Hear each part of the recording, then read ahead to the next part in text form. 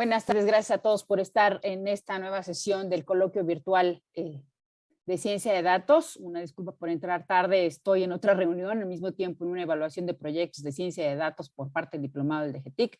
Entonces, discúlpenme, se me estaba pasando.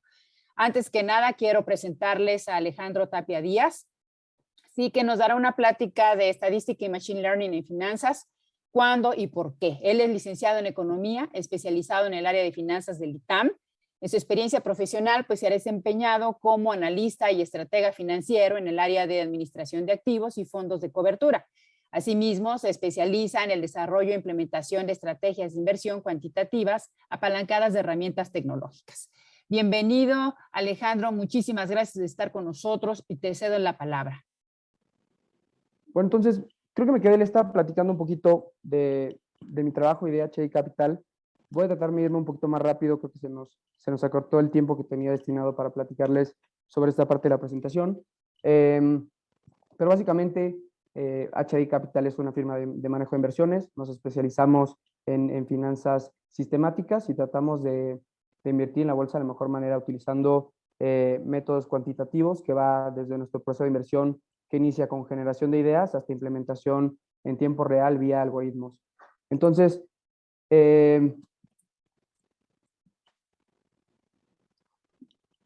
dicho eso, creo que la primera frase que me gustaría introducir, y van a ver a lo largo de la presentación, introduje varias frases y además varias ideas que me gusta compartir. Y la primera de ellas es, "In God we trust, all others must bring data".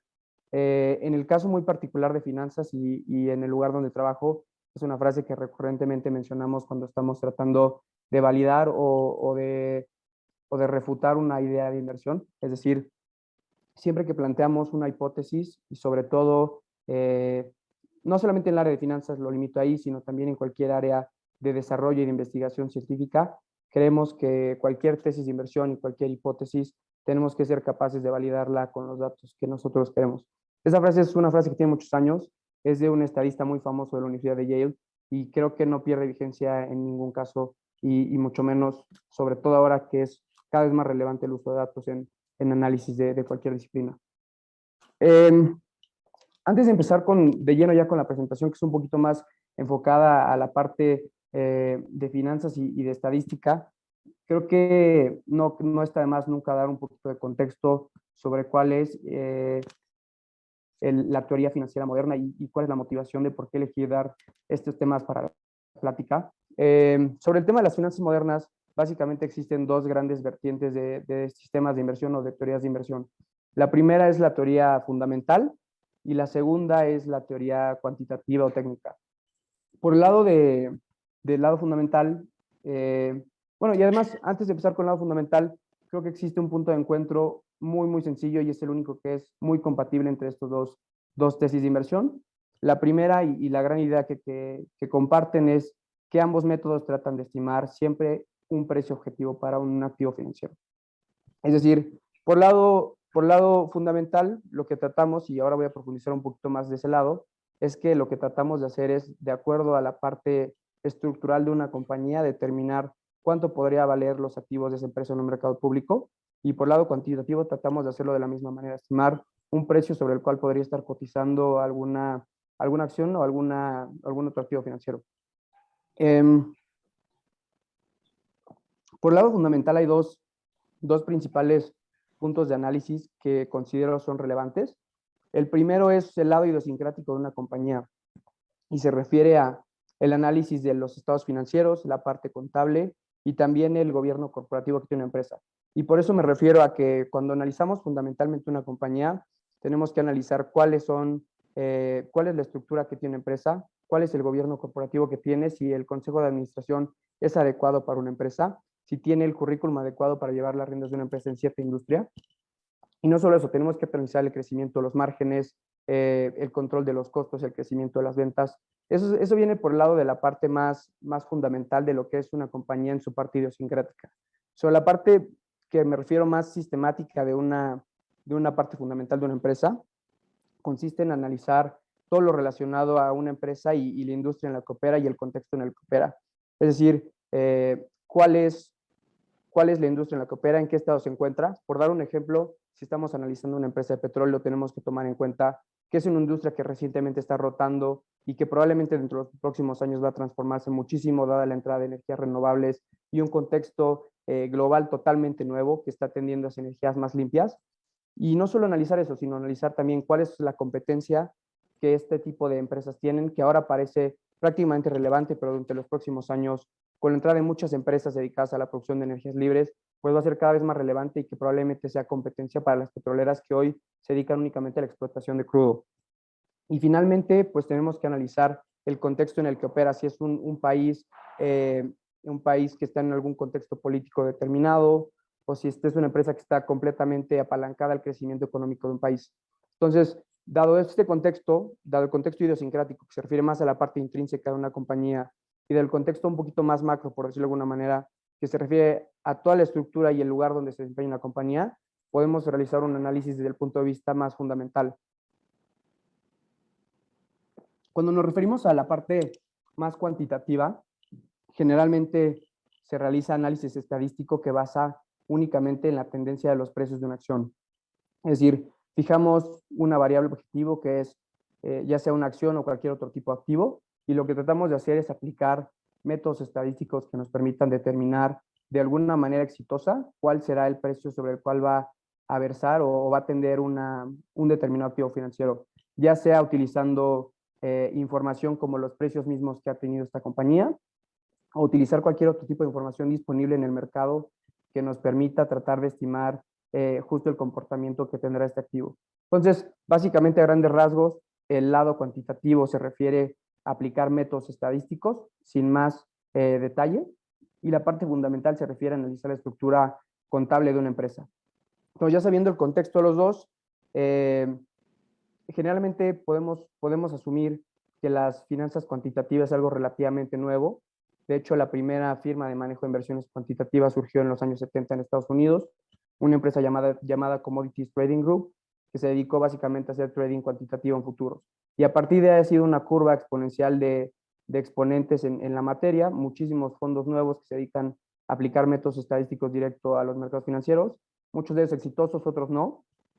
Pero si nos fijamos en estas dos gráficas que añadí aquí para dar un poquito de contexto sobre cómo se ve la foto más macro del estatus de las finanzas hoy, predominantemente son analistas y administradores de activos fundamentales los que manejan una parte más grande de los activos que hay en el mercado financiero.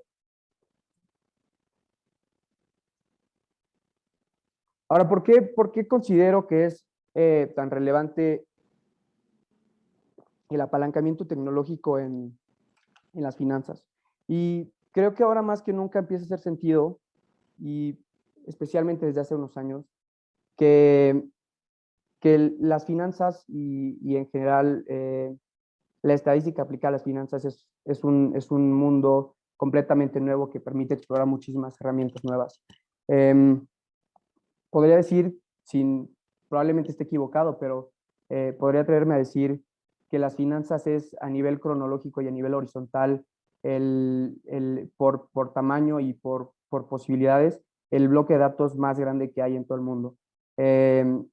A cada momento del tiempo tenemos una interacción completa de oferta y demanda a nivel transversal entre activos. Lo que me refiero es cada activo que nosotros observamos y cada punto de cotización de precios es únicamente una transacción que se pudo realizar. Es decir, de cada transacción que observamos en el mercado, hubo completamente una curva de oferta y una curva de demanda que estaban completamente tratando de interactuar hasta que una transacción se logró cruzar. Entonces, esto nos permite tener una infinidad de números de puntos que podemos tener sobre cada activo a cada momento del tiempo, y esto permite, en el contexto que estamos hoy de la licenciatura de Ciencia de Datos, que esto sea sumamente atractivo. Ahora, ¿por qué es relevante el apalancamiento tecnológico en las finanzas? Y aquí añadí dos datos que me parecieron muy relevantes. El primero es un estimado de 2019 y dice que entre el 60 y el 73% de las transacciones del mercado bursátil en Estados Unidos se realizaron bajo algoritmos computarizados. Esto no quiere decir, y enfatizo aquí, que ese 60 entre 60 y 73% de las transacciones sea realizado por algoritmos como tomadores de decisión. sino quiere decir que tanto sean administradores tradicionales, pueden utilizar algoritmos para implementación de sus estrategias para muchos fines. Puede ser para fines de limitación de precios o para fines de obtener precios más adecuados a sus estrategias.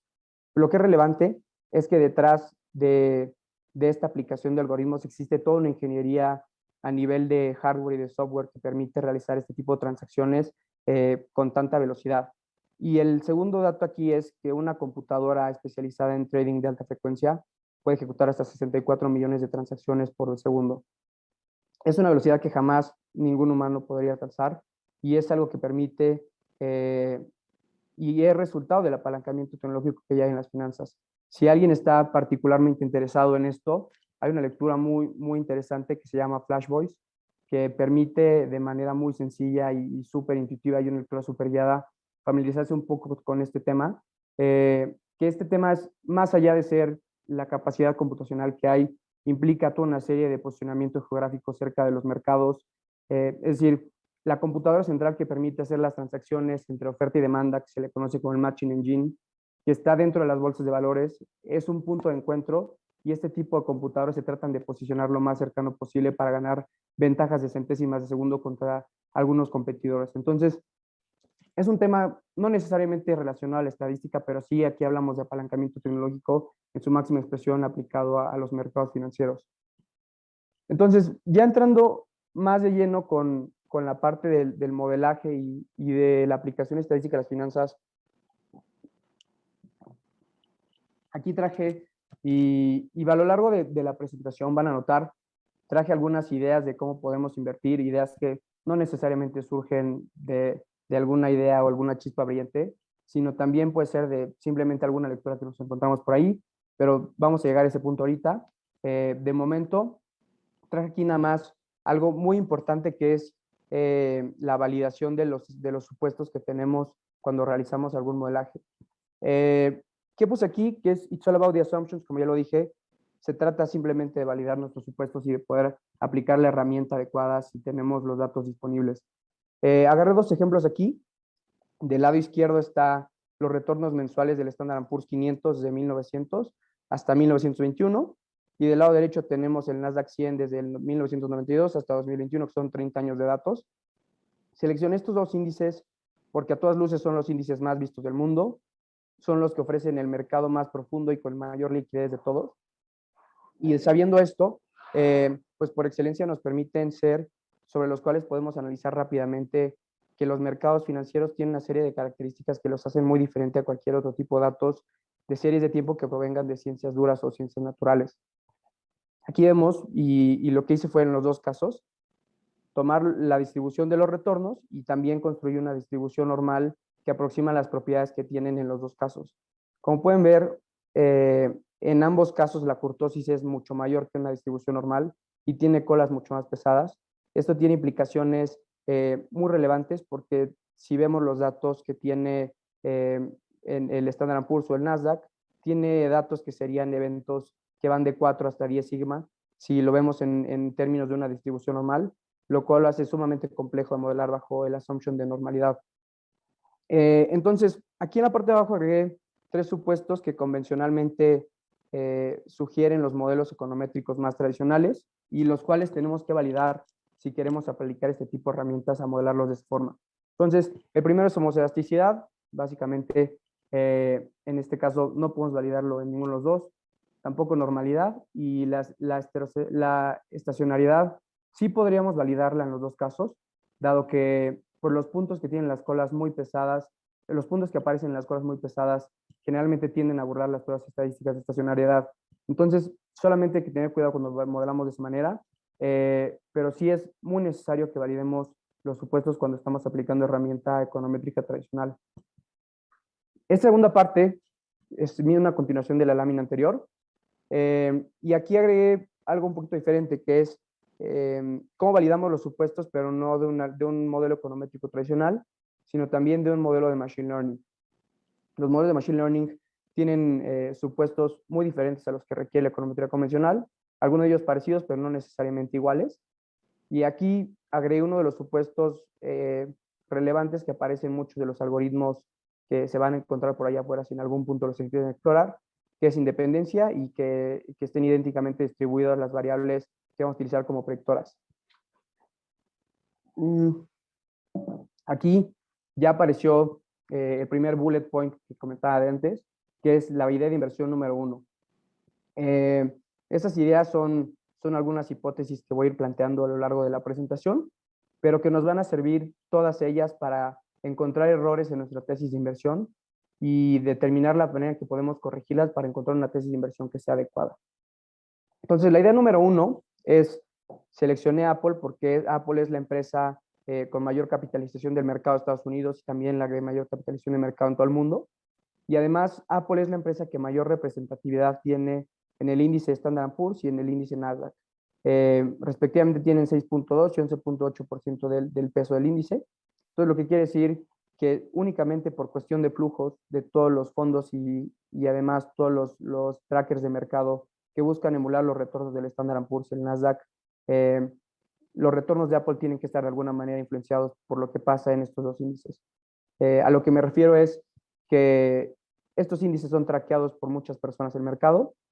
Dado que tenemos este patrón muy presente, eso debe tener algún poder predictivo sobre lo que pasa con la acción de Apple. ¿Cómo validamos nuestra hipótesis? Pues tenemos que asumir que los dos son independientes y además que están idénticamente distribuidos, es decir, los retornos del Standard & Poor's y los retornos del Nasdaq. Para poder validarlo, hice rápidamente dos cálculos. El primero es una correlación de Pearson, una correlación lineal. Existe una correlación altísima entre los dos valores. Con alta probabilidad podemos saber que no son independientes. Y además, para calcular una prueba para la identidad de la distribución, utilizo una prueba KS. Y en ambos casos no podemos validar el supuesto de independencia. Entonces, lo que sí podemos hacer aquí quizá es hacer una descomposición, a lo mejor por componentes principales, para poder determinar o encontrar alguna manera de combinar estos dos índices. Sin embargo, hacerlo de una manera no complementaria viola los supuestos de los modelos y por tanto tenemos que tener mucho cuidado cuando lo tratamos de implementar de esa manera. Ahora, esta parte considero que es la más importante de la presentación y sobre la cual diseñé el core de las láminas. El backtesting es una parte crucial en el desarrollo de estrategias sistemáticas de inversión. Backtesting suena un poco complicado, como ya lo dije, es un término que se crea para no hacer muchas preguntas, pero básicamente el backtesting es una simulación de una estrategia. Dado que no tenemos datos del futuro y tampoco podemos predecirlos de manera muy sencilla, tenemos que recurrir a datos pasados. Entonces, dado que tenemos una hipótesis de inversión, tratamos de validarla y entender y diseñarla para ver si hubiera funcionado en el pasado y de esta manera determinar o esperar que pueda funcionar en el futuro. Tratar de extrapolar que eso que funcionó en el pasado podemos asumir que funcionará en el futuro. Pero aquí hay que tener, con el backtesting, que tener mucho cuidado. Como lo puse en estos bullets que están en la parte de abajo, el backtesting siempre es hipotético y de ninguna manera podemos considerarlo como un experimento científico. Y además, el backtesting no garantiza que podamos obtener los mismos resultados en el futuro, porque nada garantiza que lo mismo que pasó atrás va a seguir pasando en el futuro. Y ahora, en la parte de arriba a la derecha, hay otra frase que dice, backtesting while researching is like drinking and driving. Esta frase es de Marcos López de Prado. Si alguno de ustedes está familiarizado con las finanzas cuantitativas o tiene interés por ello, seguramente se van a encontrar con Marcos López de Prado, que es un académico muy reconocido y además es un inversionista muy exitoso. Y lo que sugiere esta frase básicamente es que el backtesting tiene que ser un proceso que sea validación de hipótesis. No tiene que ser una validación de hipótesis a través de experimentos. Es decir, tenemos que tener una idea de lo que queremos hacer y que los datos puedan validar esa hipótesis que nosotros pretendemos. No tiene que ser al contrario, no tenemos que hacer experimentos hasta que encontramos una idea y ahora tratamos de explicar por qué esa idea sí funcionó. Sino tiene que ser un proceso contrario, como un proceso científico muy riguroso de planteamiento de hipótesis y de validación con los datos, como tiene que ser. Ahora aquí, lo primero que voy a plantear con el tema de backtesting es diseñar nuestra idea de inversión número 2. Nuestra idea de inversión número 2 es una idea basada en un componente técnico. El componente técnico ROC. Ahorita voy a explicar un poquito más sobre el ROC. Pero aquí lo que consiste, vamos a agarrar las 50 empresas del Standard & Poor's que tienen el mayor ROC durante los últimos 12 meses y vamos a crear un portafolio de inversión con esas 50 empresas.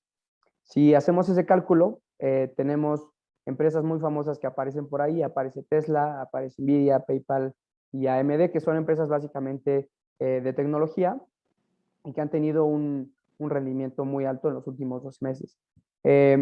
Para profundizar un poquito en el ROC es un índice, un indicador técnico de momentum. Los indicadores técnicos básicamente son una descripción desde distintos ángulos de cómo se ve la trayectoria de precios de un activo. Es decir, podemos tomar los precios de entrada, los precios de salida, el alto y el mínimo de un día, y eso nos permite construir indicadores de tipo técnico, que versan sobre 4 principales, que es momentum, tenemos tendencia, tenemos volumen y tenemos volatilidad. Y si jugamos con estos índices, con estos indicadores, podemos obtener una buena descripción de cómo se ven los precios de una compañía, cómo está, cuál es la tendencia que tienen los precios. Pero no necesariamente quiere decir que esos sean unos buenos predictores, hay que tenerlo muy claro. Simplemente porque están construidos con elementos que ya sucedieron en el tiempo y como ya lo dije, nada garantiza que se van a repetir de manera similar. Entonces, una vez que ya tenemos construido nuestro portafolio con estas 50 empresas, vamos a ver cómo hubiera funcionado en el tiempo. Sabemos que estas son las 50 empresas, entonces construimos un portafolio que es un promedio de todos, es decir, tenemos un portafolio con ponderaje equitativo o equal weighted, que quiere decir que todos tienen el mismo peso. En este caso, como son 50, cada acción tendría un 2% de representatividad en nuestro portafolio. Y pues encontramos con una muy buena sorpresa, que es que si hubiéramos utilizado este portafolio, hubiéramos obtenido un retorno de 60 veces por cada dólar invertido. Es decir, si hubiéramos invertido $1 en el 2001, hubiéramos obtenido $60 con nuestra estrategia, que es superior, mucho más a lo que podríamos obtener invirtiendo nada más en el índice, que el índice por un peso invertido hubiéramos obtenido cerca de 3 o 4 pesos, $4 en este caso. Lo que quiere decir, en términos ya un poquito más financieros, aquí en la tabla que está en la parte de abajo, definí nuestra estrategia de inversión como ROC 50. Y nuestro benchmark, en este caso, el benchmark es básicamente un comparativo, es el Standard & Poor's. Entonces, el retorno que nos puede ofrecer nuestra estrategia de inversión es 23% al año versus 7.4%. Y en una métrica ya de retorno riesgo ajustada, que es el Sharpe Ratio, ahorita en las láminas más adelante lo voy a explicar muy a detalle porque es una métrica muy importante de conocer en el contexto financiero, pero aquí básicamente la intuición que necesitamos es cuántas unidades de retorno nos puede dar nuestra estrategia por cada unidad de riesgo que estamos tomando. Es decir, es una métrica de riesgo-retorno, obviamente entre más alta sea mejor, y mayor de 1, pues quiere decir que nuestra estrategia es muy buena. Y vemos que si lo comparamos contra el Standard & Poor's, pues tenemos un Sharpe que es casi 3 veces más alto, casi 4 veces más alto. Ahora, dado que nuestra estrategia es tan buena y es tan fácil ganarle al mercado, pues lo que conlleva la tarea es tratar de revisar cuál es el error que estamos teniendo, o tratar de revisar por qué es tan buena nuestra estrategia y antes no se le había ocurrido a alguien. Entonces, ¿cuál es el primer problema que encontré cuando traté de revisarla? Y es que si analizamos, aquí solamente me bastó con irme a la lista de componentes, no enfaticé mucho en la lámina anterior, pero aquí está el primer error de todos, y es que Tesla no era parte del Standard & Poor's en 2010. Tesla sí fue parte del Standard & Poor's el año pasado, por eso apareció en nuestra métrica de cálculo del ROC, pero Tesla no fue parte del índice hasta el 21 de diciembre de 2020. Esto implica muchas cosas, y a este tipo de error se le conoce como el survivorship bias, lo que quiere decir que estamos incluyendo en nuestro análisis y no estamos además dejando de incluir empresas que ya no cotizan en la bolsa, empresas que fueron adquiridas por otras o empresas que quebraron. Y es aquí el punto más importante de todos. Entonces, rápidamente voy a decir cómo corregirlo y voy a explicar lo que está aquí. La corrección que tenemos que hacer para quitar el survivorship bias es tener en cuenta siempre cada una de las empresas que eran componentes del índice en cada momento del tiempo. Es decir, si nosotros volteamos hacia atrás hoy, Tesla sería parte del índice, pero si hubiéramos estado parados hace 1 año o 2 años, pues sería una historia completamente diferente, porque probablemente muchas empresas que hoy están no hubieran estado incluidas. Y la historia cambia muchísimo si nos vamos para atrás en el tiempo. Aquí agregué un ejemplo muy claro y un ejemplo sumamente famoso. Cuando estuve haciendo el análisis para poder mostrarles estas gráficas, encontré que Lehman Brothers, uno de los bancos de inversión más grandes de Estados Unidos hasta antes de la crisis financiera de 2008, era parte de nuestro portafolio durante 2009, porque si calculamos nuestro ROC, tenía un ROC bastante alto y es obvio, porque la empresa, como está en la gráfica de arriba a la derecha, pasó de cotizar en los rangos de los 30 y 40 a cotizar cerca de los 90. Entonces, pues eso lógicamente tenía un indicador de momentum muy elevado, formaba parte de nuestro portafolio, pero ya una vez que ajustamos nuestro portafolio por cuáles son las empresas que sí eran partes del componente, nos damos cuenta que en realidad pues no tenemos un portafolio que es tan exitoso como esperábamos. De hecho, si se fijan en la parte de abajo a la derecha, invertir un peso en nuestro portafolio nos hubiera dado únicamente, bueno, $1 en este caso. Invertir $1 en nuestro caso en 2010 únicamente nos hubiera dado $3 de retorno.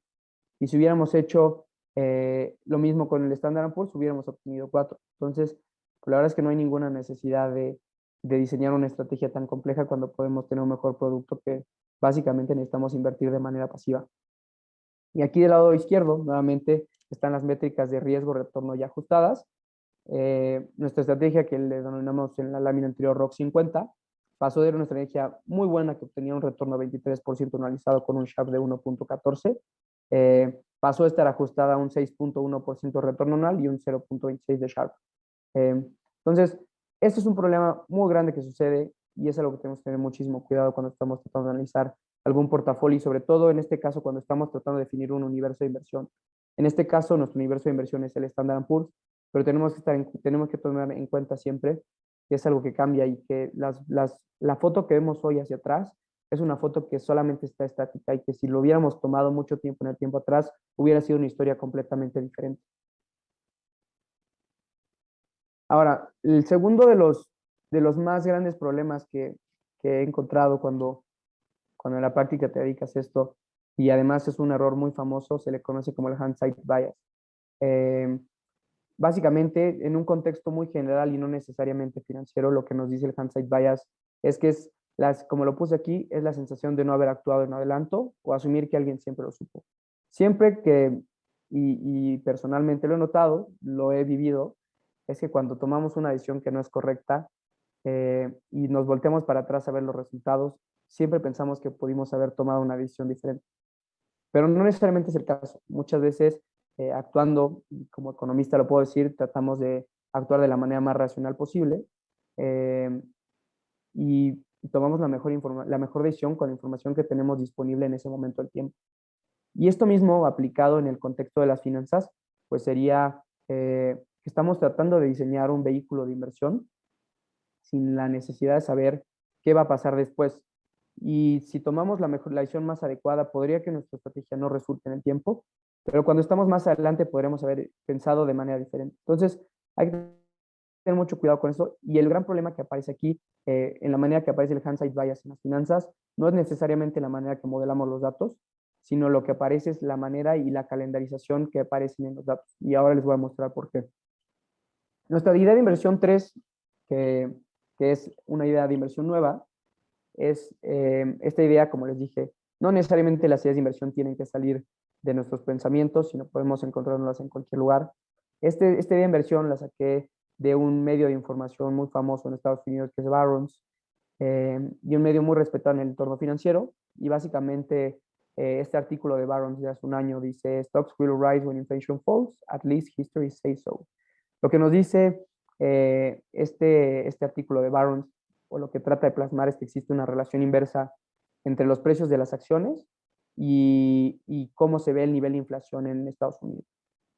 Entonces, para poder plasmar esta idea de inversión, pues lo que tenemos que hacer es prácticamente hacer un poquito de investigación, determinar cómo podemos medir la inflación de una manera más rápida que sea el indicador mensual que tradicionalmente se publica. Y en un país que tiene una gran cantidad de información que se publica como Estados Unidos, rápidamente lo podemos encontrar. Entonces aquí utilicé como mi señal de inversión la expectativa diaria de inflación publicada por la Fed. Esta expectativa está basada en un consenso de mercado y básicamente nos dice cuál es la expectativa de mercado todos los días sobre cuál es el nivel de inflación esperado. Entonces, teniendo nuestra señal de inversión, sabemos cómo cotiza señal de inversión todos los días y podemos trazar nuestra estrategia de inversión, saber cuándo comprar y cuándo vender en corto. Aquí lo hice con el índice Standard & Poor's, pero lo pude haber hecho con cualquier otro activo. Entonces, si nos dice el indicador de inflación que el mercado espera que suba la inflación, pues tomamos una posición corta en el mercado. Y si la expectativa de inflación nos dice que hay una tendencia que baje la inflación, pues vamos a tomar una posición larga en el mercado. Esa estrategia nuevamente parece una estrategia sumamente buena.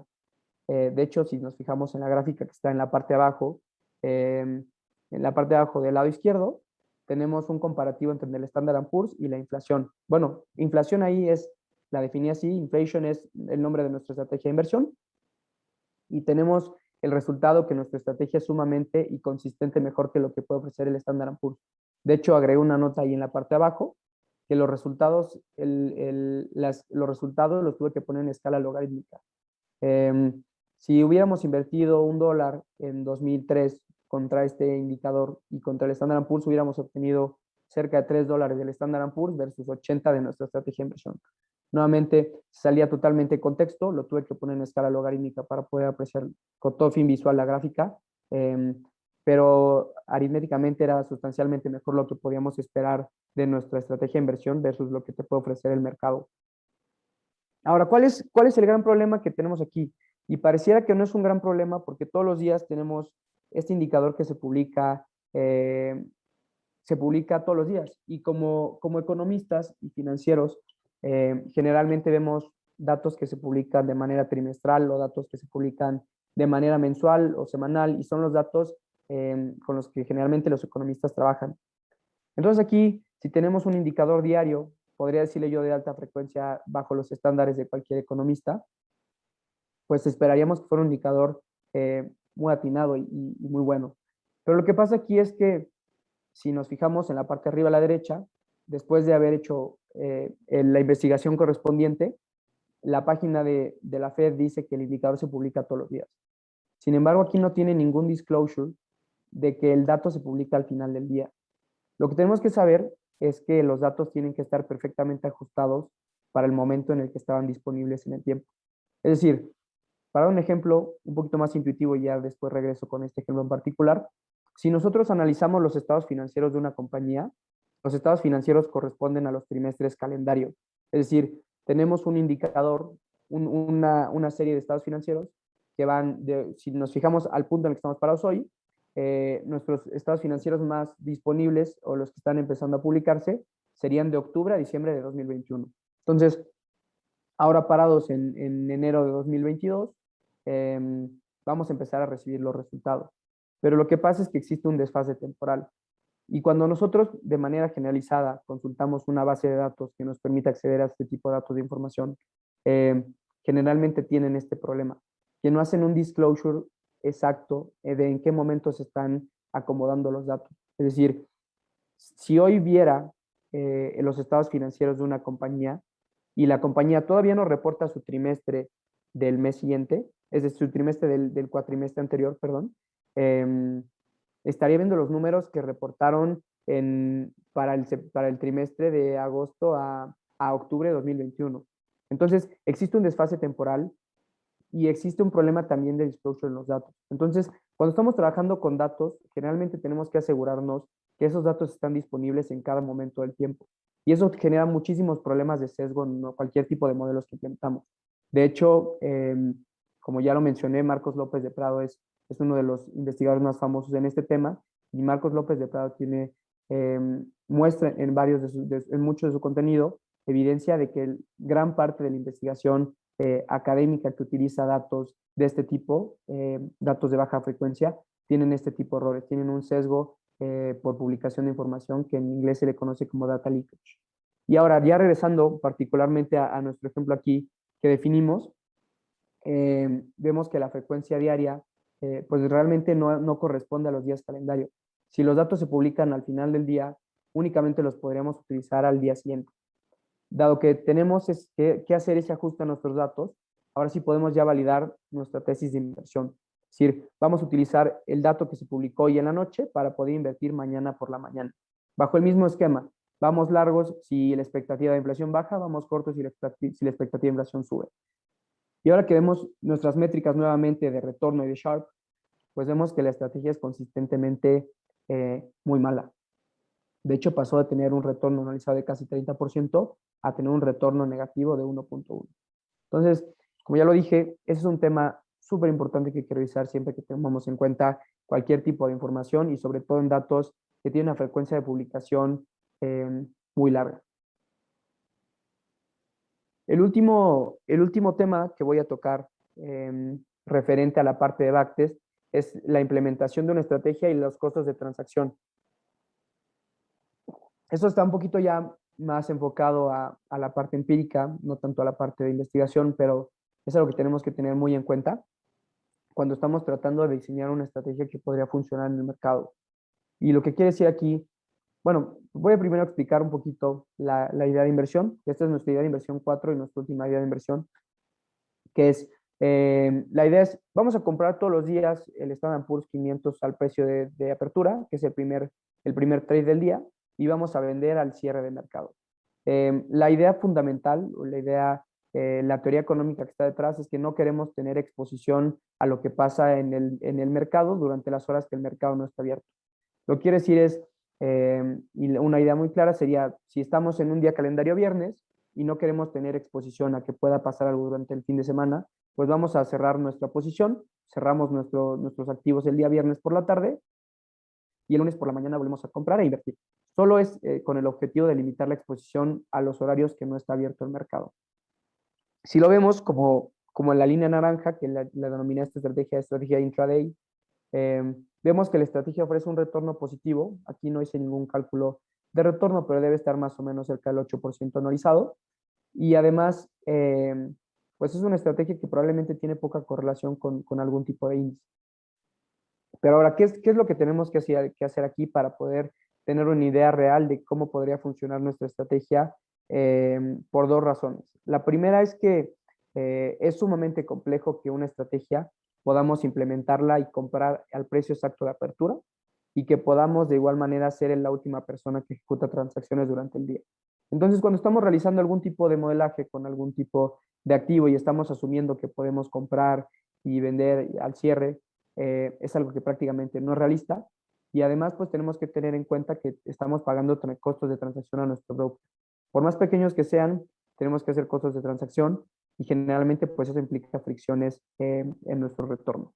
Aquí lo que hice, y fue muy sencillo para ver que esta estrategia realmente no tiene ningún potencial, fue hice un ajuste de 10 puntos base, lo que equivale a 0.1%, es decir, si tenemos un activo que cuesta 100 pesos y nosotros lo compramos, vamos a pagarlo con un 0.1% más. Y básicamente fue todo lo que tuve que hacer para determinar que esta estrategia en particular no tiene ningún tipo de potencial implementando en los mercados. Esta parte es un poquito vinculada a backtesting, pero esta ya viene un poquito más vinculada a la parte de Machine Learning que vamos a ver ya después de esta lámina. Y esto básicamente nos dice que cuando estamos realizando una estrategia de inversión, tenemos que tener cuidado con el número de experimentos que hacemos. Si hubiéramos tomado el ejemplo de nuestra segunda idea de inversión, que era tomar el ROC de 12 meses, bien pudimos haber tomado el ROC de 2 semanas, o de 3 semanas, o de 4 meses, y encontrar el número de días que optimiza el retorno de nuestra estrategia. Pero lo que tenemos que tener en cuenta aquí es que a mayor número de experimentos que hacemos, pues es mayor lo que tenemos que demandar de nuestra estrategia de inversión. Es decir, únicamente por estadística pura, si nosotros empezamos a realizar experimentos, es más probable que obtengamos algo que tenga un resultado positivo mayor. Entonces, dado este contexto, tenemos que ser cada vez más ácidos a nivel que incrementamos el número de pruebas. Y esto es muy sencillo de ver con una explicación un poquito más fundamental. Si nosotros, saliendo del contexto de finanzas, tratamos de realizar un experimento, si agarramos, por ejemplo, el caso de una medicina experimental y tratamos de tomar y de diseñar el medicamento adecuado para curar cierto padecimiento. podemos hacer una mezcla correcta entre diferentes componentes químicos. Y en el momento que demos con la receta adecuada, podemos utilizarla. Porque estamos hablando de un proceso que probablemente no cambie, que el resultado sobre el cual estás tratando de obtener, el resultado que estás tratando de erradicar, probablemente no cambie. Pero ese nunca es el caso en finanzas. Estamos hablando de series de tiempo que cambian constantemente y que tienen propiedades sumamente complejas. Entonces eso es lo que hace y lo que tenemos que tener en cuenta cuando estamos realizando un proceso de inversión, es que tenemos que tomar en cuenta siempre cuántas veces y cuántas combinaciones de parámetros obtuvimos y cuántas combinaciones utilizamos para poder ajustar nuestras métricas y el mínimo aceptable que debíamos esperar de una estrategia de inversión. A mayor número, como se ve en esta gráfica, a mayor número de experimentos que hacemos, lógicamente el retorno esperado y el Sharpe esperado que deberíamos tener es consistentemente mayor. De hecho, esto es muy parecido, quizá algunos estarán más familiarizados con eso. Hay un concepto muy famoso que es el publication bias, que esto está más en el área académica que de practicidad financiera, pero publication bias nos dice básicamente que aquellos investigadores que tienden a publicar artículos, no generalizo de ninguna manera, pero cuando publican un artículo probablemente hay 10 artículos detrás que no pudieron validar sus hipótesis. Lo que quiere decir es que planteas una hipótesis, tratas de validar con los datos y tu hipótesis realmente no era verdadera. Y únicamente publican algún tipo de experimento hasta que lograron que su hipótesis fuera validada con los datos. Y en ningún momento se reportó que se hicieron 10 o 20 hipótesis anteriores hasta lograr un resultado. Y esto conlleva otro problema, que si ninguna de nuestras hipótesis es correctamente fundamentada, podemos correr el riesgo de tomar el ajuste en retrospectiva, que es, tenemos ya una validación de datos, sabemos que funciona de cierta manera y ahora tratamos de modificar nuestra hipótesis hacia atrás para poder ajustar los datos. Eso es lo mismo que estamos teniendo aquí. Si nuestra hipótesis no es posible validarla con los datos, es mejor abandonar el experimento antes de caer en un falso descubrimiento de lo que estamos tratando de encontrar. Ahora, finalmente, y con esta frase concluyo la parte de backtest, es, como ya lo dije aquí, incluso si nos aseguramos de estar completamente seguros de todo lo que ya revisamos, probablemente lo que estamos haciendo no está bien. Y esto está asociado a que hay muchísimos sesgos que pueden ocurrir, más allá de los que presenté aquí, pueden haber muchísimos errores en el proceso de implementación, dado que al final del día quien está modelando somos personas y tenemos sesgos inherentes a la forma en que diseñamos las cosas y pensamos y vemos las cosas. Entonces, lo más correcto cuando se realiza un proceso de investigación para aplicarlo a un mercado financiero y encontramos algo que podría funcionar es empezar con una allocation a nivel portafolio muy limitado. Es decir, sabemos que podría funcionar, podemos empezar a apostar en esta estrategia en cantidades pequeñas. Si vemos que es exitosa, pues podemos comenzar a desplegar de una manera más agresiva. Pero si no es el caso, pues es mejor abandonar el experimento porque probablemente tenga algún tipo de problema inherente y que no descubrimos cuando estábamos haciendo nuestro proceso de investigación. Aquí, esta parte es referente a las métricas que estuve mencionando a lo largo de estas estrategias de inversión, algunas adicionales que nos sirven para analizar tres cosas completamente diferentes. La primera es el Sharpe Ratio, como ya lo mencioné. El Sharpe Ratio, su intuición es que nos da una métrica de retorno ajustado por volatilidad, es decir, cuántas unidades de retorno obtenemos por cada unidad de riesgo que estamos tomando. El Sharpe Ratio es una métrica sumamente famosa en finanzas, yo diría que por excelencia es la más vista, y además nos permite, tiene propiedades estadísticas muy generales. De hecho, si hacemos algunas modificaciones al Sharpe Ratio, podemos llegar a que casi una distribución T, y eso nos permite realizar validación estadística la misma. Y también tiene la posibilidad de ser ajustada por kurtosis y por sesgo, que eso implica, como ya sabemos que los mercados financieros tienen no normalidad, entonces podemos ajustar por ello y tener una medida de Sharpe mucho más ajustada a lo que realmente podemos esperar en la práctica. El segundo es el hit ratio, que se refiere a, básicamente es una métrica de precisión.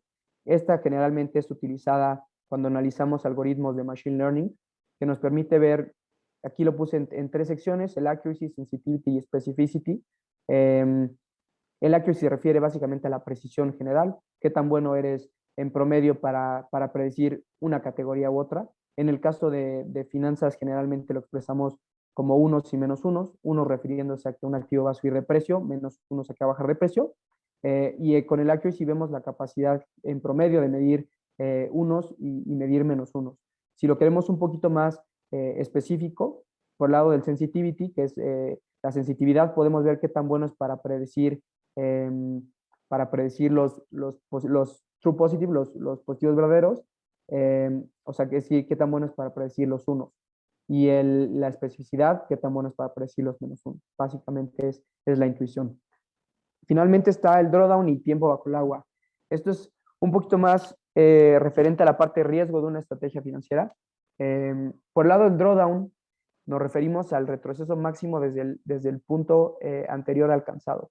Lo que quiere decir es, si tenemos una estrategia de inversión o supongamos algo más sencillo, tenemos el precio de una acción y el precio máximo que alcanzó fueron $100. Si en los siguientes 3 meses ha ido hacia abajo, pues el máximo drawdown será al último precio al que llegó a cotizar cuando tuvo ese descenso. Es decir, si llegamos a 100, luego tuvimos un descenso hasta 40 y nuevamente seguimos la tendencia alcista y llegó a 150, pues nuestro drawdown sería de 100 a 60. Tendríamos ese retroceso y eso nos sirve como una medida de riesgo para saber pues qué tan sensible es una estrategia a estas caídas.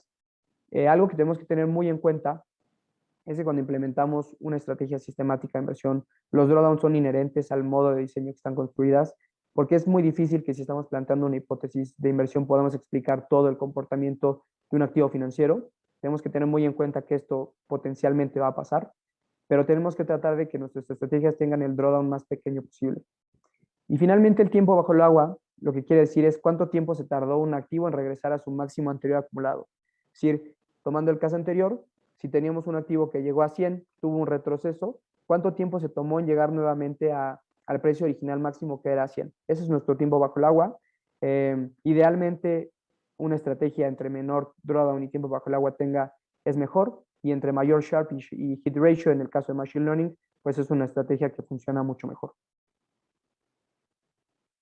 Ahora, el segundo tema que voy a tocar como muy relevante a mi punto de vista en el lado de Machine Learning es la validación con datos fuera de la muestra.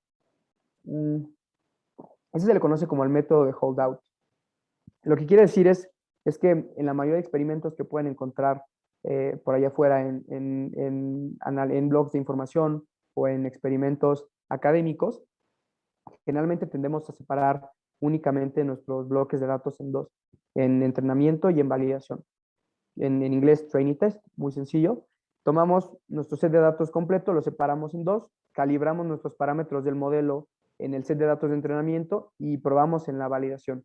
Y ahí podemos, una vez que ya tenemos nuestro entrenamiento y nuestra validación, podemos elegir entre dos modelos independientes.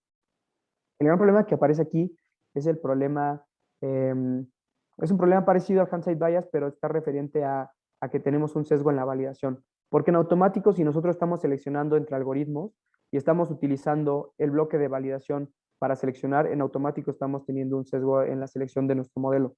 Entonces, ¿cuál es un método? No necesariamente es el mejor, quiero aclarar, pero es un método que nos funciona para corregir por este sesgo. Y este método, como ya lo dije, es el holdout. Básicamente lo que hacemos separamos el pipeline de trabajo en dos bloques. El primero, como tradicionalmente está, es separamos nuestro set de datos, en este caso vamos a separarlo en dos bloques grandes. Un bloque que va a estar completamente fuera de nuestro entrenamiento de datos, no lo vamos a utilizar para nada, y como está aquí se le conoce como el unseen sample. Tomamos ese dato, ese bloque de datos lo separamos completamente de nuestro set de datos que vamos a utilizar, y nuestro set de datos lo podemos ya partir como tradicionalmente en un 80-20, en un 70-30, para calibrar el modelo. Tomamos el set de entrenamiento, el set de test, y como está en la parte de en medio, tomamos el ciclo que está en la parte de en medio. Tomamos nuestros datos, validamos nuestra estrategia, obtenemos una calibración del modelo, y si ya encontramos que tenemos una fórmula que funciona, ya podemos con esa fórmula validarla en nuestro último set de datos que nunca hemos visto. Y eso nos permite darnos una idea mejor de cómo es posible que pueda funcionar nuestro algoritmo o nuestro modelo que diseñamos con datos que están fuera de la muestra y datos que no tienen ningún tipo de sesgo que hemos visto. Otro de los temas muy importante a señalar es la validación cruzada, el cross-validation. En el caso de Machine Learning, el cross-validation generalmente lo podemos utilizar para búsqueda de parámetros. Generalmente es una búsqueda muy exhaustiva por fuerza bruta, dado que muchos algoritmos de Machine Learning tienen una serie de parámetros muy amplia, podemos ver muy rápido que exponencialmente crece a medida que realizamos combinaciones entre los parámetros. Entonces, si recurrimos o regresamos un poquito a lo que teníamos atrás, pues lógicamente entre mayor sea el número de experimentos que hacemos con la parametrización de los modelos, pues es más probable que nuestro modelo esté muy optimizado para lo que realmente necesitamos. Entonces aquí, ¿cómo vamos a corregir por eso? Vamos a tratar de hacer un pequeño ajuste en la validación cruzada de los datos para tratar de que nuestro modelo limite lo más que se pueda el overfitting y también para ajustar por la estructura temporal que tienen los datos. Si lo vemos en la imagen que está del lado izquierdo, tomamos un set de datos, nuestro set de entrenamiento, y lo dividimos en 5 partes, lo subdividimos en 5 partes. En este caso estamos utilizando un K-fold de 5, lo que quiere decir que estamos subdividiendo en 5 bloques. Tomamos 5 bloques de datos y cada uno vamos a ir haciendo un sample aleatorio de un bloque, una quinta parte de los datos lo vamos a separar como bloque de validación. Vamos a utilizar todos los demás, la demás parte de los datos para hacer la calibración de parámetros. Una vez que hacemos esto, tenemos un resultado de la parametrización y como está aquí, calculamos el promedio de todos los resultados, ya sea un algoritmo de regresión, podemos verlo con un error cuadrático medio o un accuracy si lo vemos en términos de un clasificador. Pero esto nos permite ver una calibración por K-fold muy sencilla. Pero ¿cuál es el problema si tenemos un K-fold? El primero es que hasta algunas de las últimas versiones de los algoritmos más generales para hacer cross-validation de manera sistemática, tenemos que asumir el supuesto inicial que planteamos en la primera lámina, que era independencia e identicidad en la distribución. Esto lo tenemos que asumir porque estamos haciendo un sample aleatorio entre los datos y lógicamente no podemos validar si no cumplen los mismos supuestos entre los bloques de datos. El segundo gran problema que aparece aquí es que estamos perdiendo la correlación serial y la estructura temporal que tienen las observaciones. Es decir, estamos calibrando los parámetros de nuestro modelo, por ponerlo un ejemplo en una línea temporal. Si nuestro set de datos de K-fold va de 2014 a 2019, dividido cada uno por años, y supongamos que nuestro primer set de validaciones de 2014 a 2015, no hace ningún sentido entrenar un algoritmo con datos de 2015 a 2019 para validarlo con datos en 2014. Simplemente estamos perdiendo totalmente la estructura temporal que tienen los datos. Intuitivamente tampoco hace ningún sentido. Entonces, ¿cómo vamos a corregir por esto? Vamos a corregir utilizando un tipo de validación que se le conoce como el Time Series Cross Validation. Y lo que dice básicamente aquí es, en lugar de tomar un sample aleatorio que va a ir moviéndose a lo largo de la muestra, vamos a tomar primero una parte de la muestra, vamos a tener una muestra de entrenamiento, una muestra de validación, y vamos a ir expandiendo consistentemente en las dos muestras. Es decir, separamos el bloque de validación y de entrenamiento un 80-20, pero con 50% de los datos, y eventualmente vamos expandiendo la muestra. Y de esa manera no perdemos de ninguna manera la consistencia temporal y la autocorrelación que tienen nuestros datos. Esta es la manera que sugeriría yo para tratar de hacer la validación cruzada por medio de grid search si lo hacemos en algoritmos de machine learning. Finalmente, la última parte de machine learning. Por favor. Traté aquí hacerlo de la manera más general, no traté de meterme a ningún tipo de algoritmo en particular. Creo que es redundante con cualquier información que es posible encontrar en Internet. Es muy fácil diseñar o tratar de plantear un algoritmo que prediga basado en un clasificador. Sin embargo, estas notas que traté de incorporar aquí son notas muy generales que permiten o son funcionales para cualquier tipo de algoritmo que estemos tratando de diseñar y que no se limitan únicamente a machine learning, sino que podemos también verlo en aprendizaje por refuerzo o en algún tipo de AI un poquito más complejo. Aquí lo que hice fue cómo ver el clustering, que es una de las 3 grandes ramas del machine learning en el área financiera. Tradicionalmente vemos clasificadores, regresores y clustering, que nos sirve para hacer aislamiento de patrones. ¿Y cómo lo vemos aquí? Aquí hice un ejemplo muy interesante. Lo hice con el índice de 30 países. Por el índice me refiero a... generalmente en los países hay un activo que es representativo de todas las empresas que cotizan en ese país. En el caso de México tenemos el índice de precios y cotizaciones, en Brasil tenemos el IBOESPA, en Estados Unidos tenemos el Standard Poor's. Generalmente en todos los países tenemos un índice que es representativo del comportamiento de ese país en particular. Y aquí tenemos un ejemplo con 30 países. Si así aplicamos un método que se le conoce como gráfica lazo, básicamente, como lo puse aquí, la intuición es una extensión del regresor tipo lazo con penalización L1 en el contexto de regresión, y lo aplicamos al contexto matricial. Lo que quiere decir aquí es que tratamos nuestra matriz de distancias entre uno y otro activo, tratamos de mandar los coeficientes a cero en la medida de lo posible, y así es como podremos obtener un diagrama como se ve en la parte de abajo. El resultado es sumamente intuitivo, eh, pareciera que lo hubiéramos hecho a mano, pero realmente no.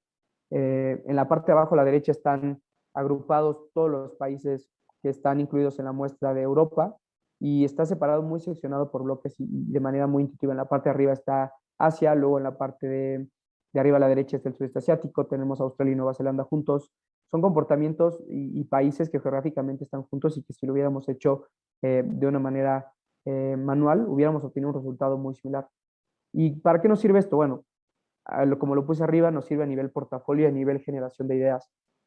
Si lo vemos a nivel portafolio, esto nos puede servir para hacer una especie de portafolio, tomando en cuenta el riesgo que existe ante activos que se comportan de una misma manera, ya sea que elijamos hacer optimización o optimización por partes, o algún tipo de portafolio tomando en cuenta estas ideas. Y la segunda parte es la generación de ideas. Si no utilizamos necesariamente estos activos, pero podemos tomar los activos más representativos de un país, podemos darnos cuenta que si hay dos activos que se comportan de una manera muy similar, podemos encontrar oportunidades de hacer arbitraje entre dos activos. Finalmente, aquí traté de traer un poquito del trabajo que he hecho yo para tratar de dar una idea de por qué creo yo que es tan interesante aplicar estadística a finanzas y no limitarnos únicamente a tratar de buscar la manera de ser clasificadores que nos permitan para ser clasificadores de finanzas o regresores. Y aquí lo que hice fue diseñar un autoencoder que nos permite estimar series de tiempo.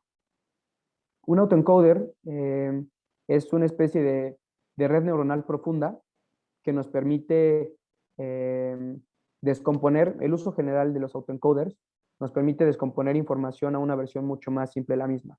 Y el uso generalizado que tiene puede ser para comprimir imágenes, para comprimir videos o para comprimir canciones. Es el contexto general que se le puede dar el uso en la vida práctica.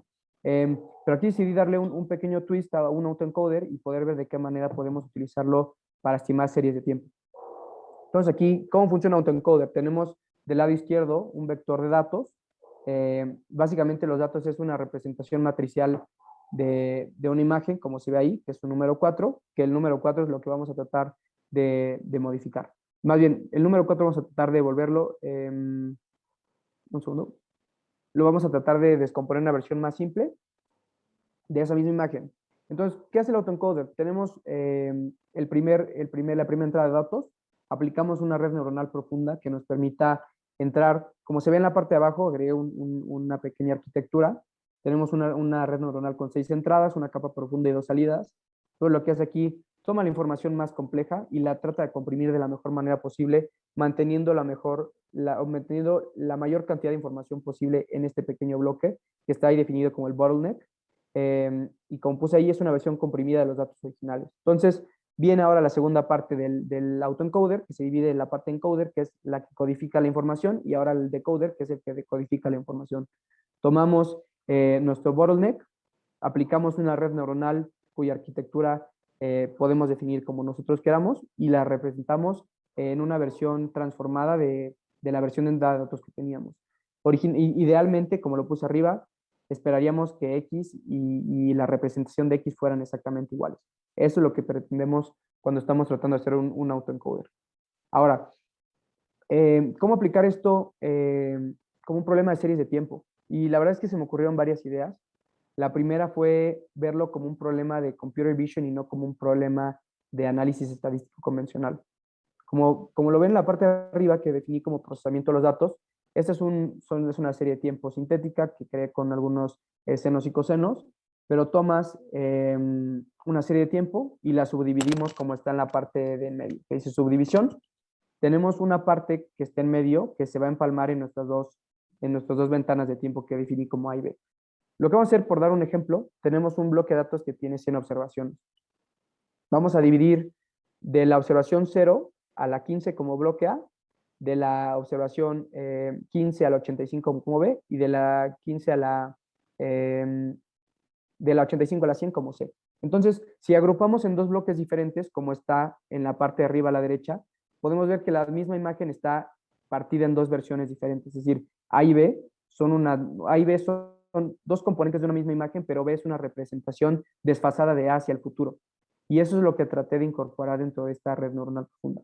Es decir, tomamos A y lo que queremos hacer es a través de un autoencoder poder comprimir toda la información que nos puede dar A y descomponerla en una versión desplazada de A hacia B. Y es así como podemos obtener un predictor de una serie de tiempo, analizándolo como un problema de visión computacional que generalmente se puede utilizar para reconocimiento de patrones, pero aplicado aquí en un problema de series de tiempo. Entonces, ¿cuáles son los resultados que puede darnos este algoritmo? Y la verdad es que cuando estuve programando y llegué a los resultados me pareció algo sumamente bueno, pero hay que contextualizarlo y la manera de contextualizarlo fue que hice dos benchmarks adicionales. El primero fue un algoritmo de tipo autorregresivo. Lo que hice fue un embedding de un modelo ARIMA concatenado 9 periodos. Lo que quiere decir es que estoy utilizando un ARIMA por construcción el ARIMA, todo condicional a la serie de tiempo, pero generalmente es complicado que pueda arrojarnos muchas predicciones adelante en el tiempo, como si lo puede hacer el autoencoder, que nos está agregando 9 periodos hacia adelante. Entonces lo que hice fue concatenar, hacer un embedding con el ARIMA, con reestimación a cada periodo del tiempo, para poder proyectar 9 periodos hacia adelante, lo que podría obtenernos un modelo AR. Y además, creé como dice en la parte de abajo, bueno, el que dice Visual Autoencoder es el tal cual, el definido por el problema, y el tercero es el Regression Autoencoder. Y aquí definimos un autoencoder como un problema de serie de tiempo. Entonces, aquí en vez de darle una entrada de datos de forma matricial a nuestro autoencoder y que podamos regresar una representación matricial, lo que hice fue insertar un vector de datos y que nuestro autoencoder fuera capaz de regresar otro vector de datos. Mucho más simple que la versión visual, y pues la medida de análisis aquí, la única manera comparativa adecuada que encontré de poder hacer los comparativos los tres, fue utilizar un mean directional accuracy, que básicamente, como lo vimos en las métricas de análisis, es un accuracy muy sencillo. Nos dice cuántas veces nuestra estimación en T más N coincidió con lo que esperábamos en T más N, y así fue como calculé los resultados. Si se fijan, utilicé 3 bloques de datos diferentes. El primero es un proceso sintético de reversión a la media. El segundo son datos sintéticos con movimiento browniano geométrico, que tienen por características bloques de información del Standard & Poor's. Y el tercero son datos aleatorios del Standard & Poor's, de todos los componentes que tiene, durante 60 días. Sorprendentemente, el Visual Autoencoder funcionó mejor con datos sintéticos que tienen propiedades de datos reales y en datos reales. En datos que son un proceso sintético funcionó mejor la R, que esperaría que fuera así, y también en los datos del Regression Autoencoder. Y bueno, creo que aquí en la parte de la bibliografía agregué bastante de donde saqué toda la información. Si alguien está muy interesado en cualquiera de los temas, aquí puede encontrar cualquiera de las cosas que platiqué hoy, y todas ellas son muy interesantes y pueden darse una muy buena idea de todo lo que platiqué. Si alguno de los conceptos les gustó, ahí lo van a poder encontrar sin ningún problema y aprenderlo muchísimo más que lo que yo acabo de decir. Traté de ir muy por encima de todos los temas, son temas muy, muy amplios, y bueno, espero que les haya gustado. Este es el material que tenía preparado. Entonces, no sé si quieren que pasemos a la parte de preguntas. Sí, muchísimas gracias, Alejandro. De hecho, es una penísima que no vas a poder darnos clases. Realmente eres una persona que se ve que está muy experimentada Y yo de hecho te iba a preguntar, bueno, eres licenciado en economía, pero ¿cómo le has hecho? Porque te veo bien joven, ¿cómo le has hecho para poder abordar el área de la ciencia de datos con base a tu área que es economía? Yo me imagino que cuando estuviste en el ITAM no te enseñaron aprendizaje de máquina, ¿o sí? No, mira, definitivamente fue una trayectoria completamente profesional que después se vinculó con una trayectoria de gustos personales. Inicialmente empecé a trabajar como un analista fundamental yo. Paulatinamente me fui vinculando más con la parte cuantitativa y con el tiempo y muchas sesiones de aprendizaje. De hecho, en el TAM llegué a tomar algunas clases también de computación y de ciencia de datos, Claro, oh, claro. porque es algo que me gustó mucho. Entonces, pues empiezas a vincularte con eso, vas tomando clases, cursos, libros y sobre todo que trabajo en un lugar que se presta mucho a la práctica de este tipo de sistemas y Sí. pues todos los días trabajando pues, muchas horas es lo que te lleva a aprender mucho. Sí, pues sí, ni modo, el trabajo. ¿Alguna pregunta, por favor, chicos? Aprovechen. Digo, nosotros no hemos llevado finanzas. Adelante, Yudiel. Gracias. Bueno, primero nos van a compartir la presentación. Es que, bueno, yo sí quisiera estudiar la bibliografía para saber más de los temas. Y segunda es, bueno, nos dijiste ya cómo fue tu paso de economía, ciencia de datos para inversiones, pero en nuestro caso que tenemos un perfil de científico de datos, ¿qué nos recomiendas o cuáles serían los pasos que podríamos seguir para adentrarnos a ese perfil dentro de, bueno, para entrar al mundo de las inversiones? Sí. Mira, es algo, creo en mi caso fue algo muy circunstancial, te podría decir.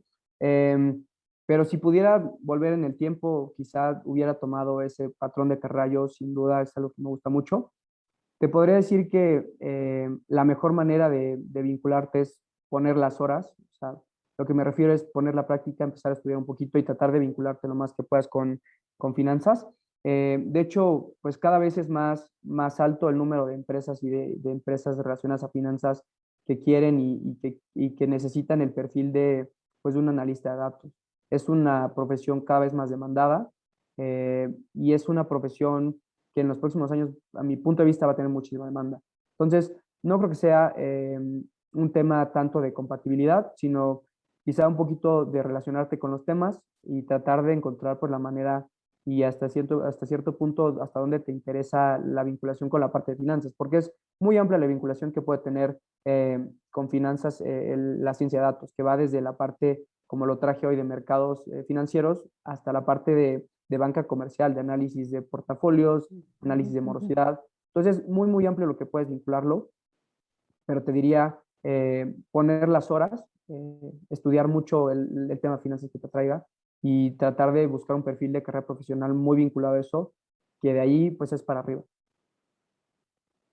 A Lenovo Tab le pido por favor si puede poner su cámara o cuando menos que nos diga quién es. Sí, soy César, maestra. Soy César. Ok, César. Es que no he configurado bien, perdón. No te preocupes. Pues tengo la duda de, o sea, generalmente en los retornos he visto que siempre se busca como obtener, siempre como ir escalando, ¿no? Siempre hacia arriba, siempre obtener, bueno, mayores ingresos. Pero, por ejemplo, en este modelo que nos presentabas de las redes neuronales, o sea, también se puede como extender a modelos que consideren que necesariamente va a haber bajas, pero, o sea, como no, sí, o sea, no sé si me explico, pues que Sí, no, claro. siempre uno busca tener el mayor beneficio, pero siempre los mercados no son estables, ¿no? Entonces, Sí. este modelo de redes neuronales, sí, se puede como utilizar justo para como incluir estos balanceos que pues son, pues siempre están ahí presentes.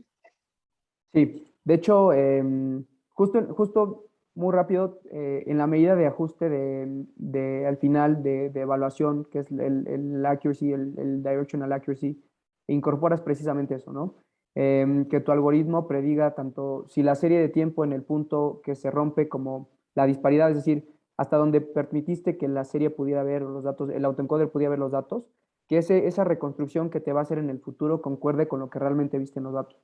Entonces, como si lo vieras en términos de un clasificador, es exactamente la misma métrica que te evalúe si fue bien para arriba o para abajo, pero en un promedio.